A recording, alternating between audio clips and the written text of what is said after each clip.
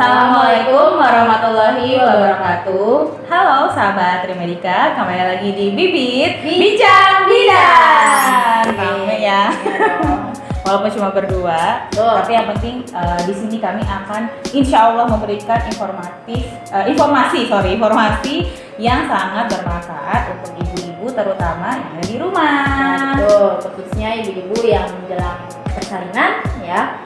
Oke, kita akan ngomongin tips-tips atau persiapan apa aja sih yang diperlukan menjelang persalinan sama ibu-ibu di rumah, ibu-ibu hamil ya khususnya.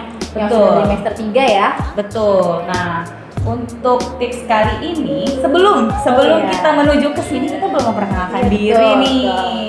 Oke, aku dulu ya. Boleh, silakan. Perkenalkan teman-teman, nama saya Bidan Diana dan rekan saya Bidan Devi. Oke, mungkin untuk teman-teman di rumah atau ibu-ibu yang pernah ke Trimedika pernah kali ya ketemu sama kita. Udah lupa lah ya. Oke. Ya, lanjut aja nih langsung ke topik yang akan kita bahas.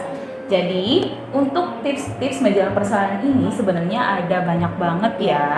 Betul, mulai dari persiapan pada saat kehamilan, dari pemeriksaan apa aja sih yang perlu diperiksakan, terus udah gitu bagaimana menjelang persalinan ini, apakah perlu dana ataukah perlu seperti apa dukungan kepada calon ibu dari keluarga seperti itu ya.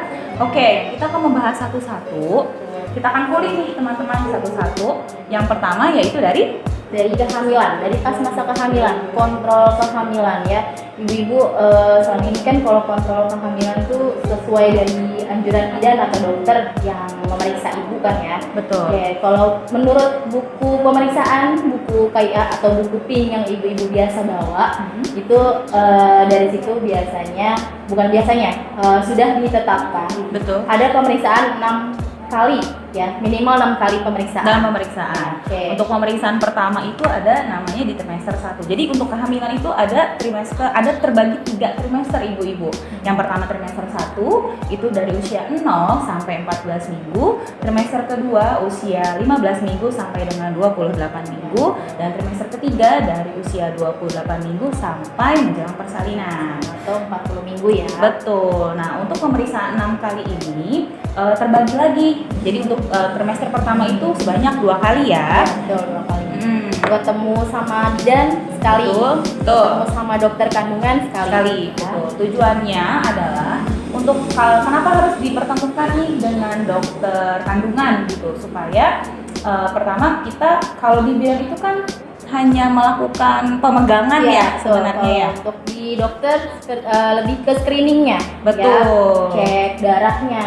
Betul. Kan, awal-awal kehamilan. Betul. Deteksi dini ya. Betul. Nah, untuk cek darah ini sebenarnya masuknya ke pemeriksaan penunjang ya. Namanya kita bilangnya pemeriksaan laboratorium. Itu terdiri dari ada darah rutin atau bisa diperlukan juga darah lengkap, terus ada urin rutin, lalu HBsAg. Nah, untuk HBsAg ini yang kita lihat adalah penyakit hepatitis B yang mungkin teman-teman di luar sudah tahu ya, penyakit hepatitis B ini. Lalu yang ketiga pemeriksaan HIV/AIDS. Yang keempat pemeriksaan penyakit seksual menular seksual. Oke, salah ya. Apa? Ya, oke. Terus yang kelima itu ada pemeriksaan gula darah sewaktu. Betul. Gula darah. Betul. Selengkap itu ya kalau di dokter ya. Betul, karena kan screening awal itu menentukan bagaimana nanti pada saat kita akan membentuk janin itu sendiri. Dan perlu diketahui di trimester pertama adalah tempat di mana janin itu untuk berkembang. Jadi pembentukan dari hati, otak, terus organ-organ dalam itu dibentuk pada di trimester 1. Makanya kenapa penting harus dilakukan screening. Kemudian ke trimester kedua. Trimester kedua itu hanya sekali. Ya, itu boleh ketemu bidan atau boleh ketemu sama dokter. Ya, itu tergantung sama ibu-ibu di rumah, ya. Betul. Terus trimester 3 2 kali juga. Betul. Benar ya? Benar ya. Benar ya? Benar, trimester 3 itu kita harus pemeriksaan 2 kali dan itu sama seperti di trimester pertama, harus ke bidan juga, harus ke dokter juga. Tujuannya apa ibu-ibu? Jadi untuk trimester ketiga ini, ibu akan kan misalnya memeriksakan rutin ke bidan. Seperti biasa, pemeriksaan palpasi, mendengarkan jantung janin, terus bagaimana besar perutnya sesuai atau tidak dengan usia kehamilan. Nah, kenapa di trimester 3 juga kita anjurkan untuk ke dokter obgyn? Tujuannya untuk di USG. Mungkin ibu-ibu sudah tahu ya untuk USG. Dan ini kami sebenarnya menyerahkan ke ibu-ibu, ke teman-teman semua untuk tetap melakukan USG, baik USG yang 2D atau 4D seperti itu. Ke dokter kandungan ya. Tujuannya apa sih? Untuk akhir dari kehamilan trimester 3. Jadi menentukan posisi kepala bayi di mana, terus letak plasentanya, kemudian air ketubannya cukup atau sedikit gitu. Jadi baiknya ibu-ibu di rumah aktif untuk menanyakan setiap pemeriksaan. Sebenarnya sih nggak cuma sama dokter ya, sama bidan juga. Betul. Oke, itu tadi sedikit selentingan tips kenapa sih harus dilakukan pemeriksaan seperti itu. Dan untuk selanjutnya yaitu kemudian persiapan perlengkapan apa aja yang harus dibawa ke Betul. klinik atau ke rumah sakit di tempat ibu nanti bersalin.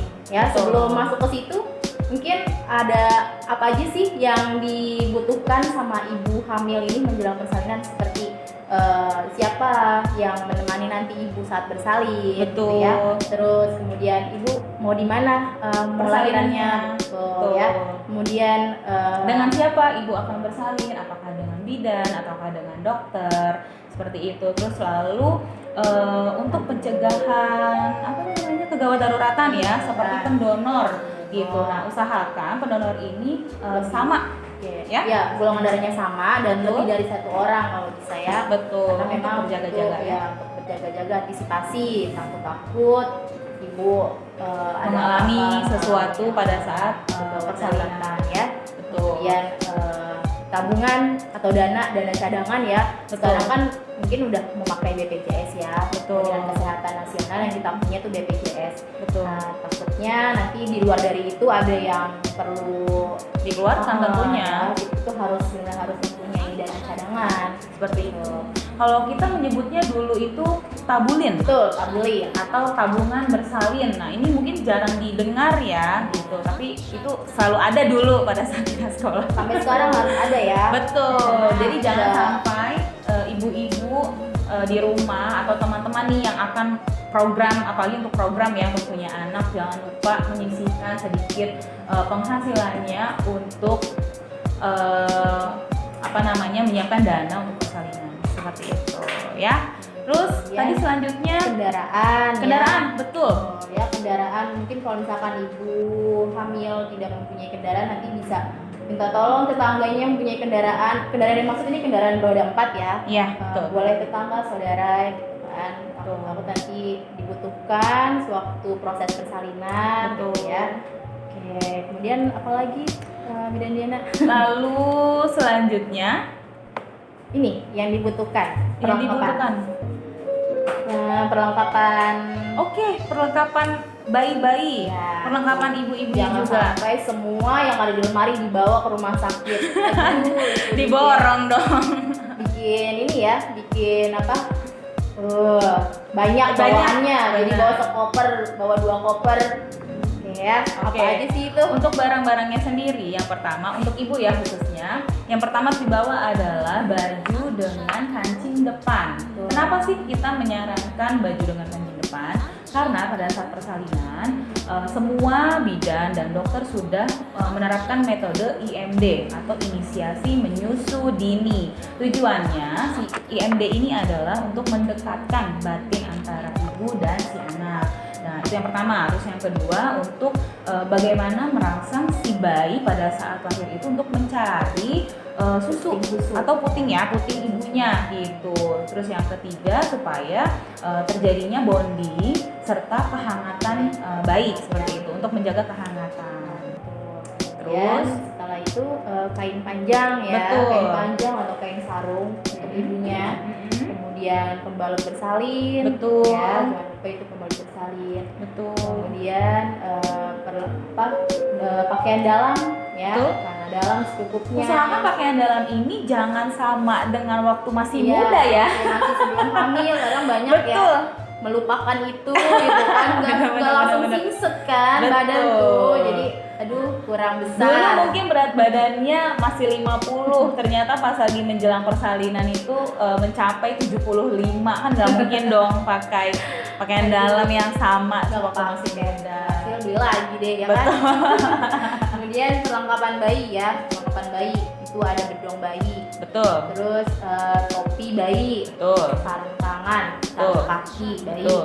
baju kancing ya, Hmm. sama kain popok. Kalau bisa Betul. kain popok jangan pampers ya, gitu Betul. kasihan karena kan masih baru lahir gitu. Jadi Betul. kain popok aja. Karena walaupun kenapa kita sarankan bagusnya pakai kain popok, karena kita tidak tahu nih apakah si bayi ini sensitif terhadap barang-barang kimia gitu. Tentunya kan kalau popok itu walaupun misalnya banyak dikatakan ya untuk newborn itu sangat soft bahannya, tapi kita tidak pernah tahu gitu. Baiknya sih memang pakai kain popok aja. Seperti itu. Oke, nah untuk menjelang persalinan lagi tadi, kita lupa nih Bu Evi Apa tuh? untuk membahas vaksin. Oh iya, Vaksin apa aja sih yang diperlukan untuk ibu hamil? Oke, vaksin ada imunisasi tetanus. Yes, betul. Ya, betul kan? Kita menyebutkan imunisasi tetanus. Tujuannya untuk apa?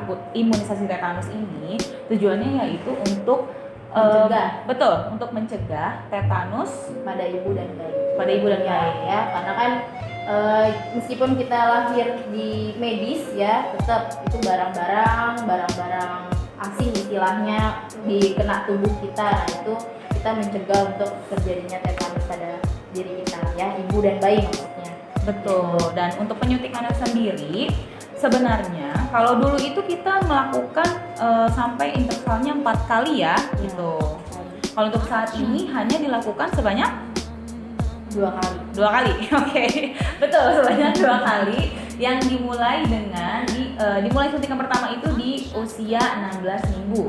Gitu. Di usia 16 minggu itu kita kenapa harus di usia 16 minggu? Karena pada saat usia 16 minggu janin sudah terbentuk semuanya secara sempurna. Mulai dari organ, plasenta, lalu air ketuban itu sudah berbentuk sempurna gitu. Baru kita bisa menyuntikkan si tetanus toksoid ini. Lalu untuk penyuntikan keduanya jaraknya atau intervalnya adalah 4 minggu dari penyuntikan pertama.